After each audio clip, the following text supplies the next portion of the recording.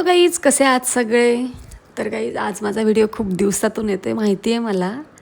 कारण काही गोष्टींमुळे मी व्हिडिओ बनवून ठेवलेत, फक्त पोस्ट करायचे आणि एडिट करायचे, त्याच्यासाठी मला टाईमच भेटत नाही आहे सध्या.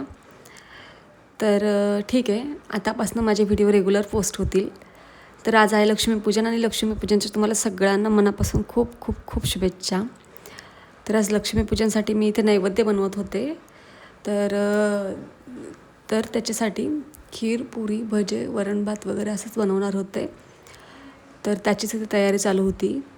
ड्रायफ्रूट्स आणि ज्या खिरीच्या शेवया असतात त्या फ्राय करून घेतल्या. त्यानंतर तूप टाकलं, तुपात दूध टाकलं. तुपात दूध किती मस्त आहे ना. आणि तुपात दूध टाकलं, ते 5-10 मिनिट मस्त उकळून द्यायचं. त्यानंतर त्यात तुम्ही शेवया आणि ड्रायफ्रूट्स टाकून द्या आणि मग तुम्हाला पाहिजे तेवढी तुम्ही त्यात साखर ॲड करू शकतात. अशा प्रकारे आपली मस्त आणि टेस्टी अशी ते खीर तयार होती.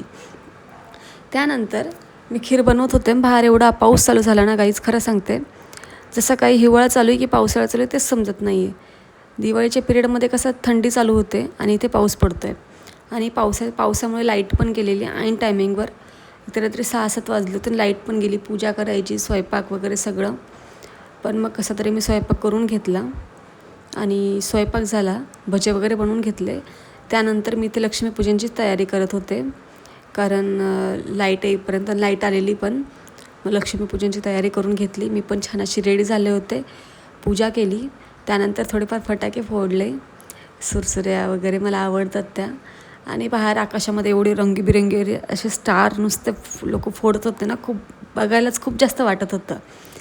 आणि ते सगळं बघितलं आणि मस्त घरी आले. भूक पण खूप जास्त लागलेली. जो नैवेद्याचा ताट होता ना, तोच मी घेतला. छान असं जेवण केलं आणि असा होता माझा आजचा दिवस. कसा वाटला नक्कीच मला कॉमेंट्समध्ये सांगा. So bye guys, take care.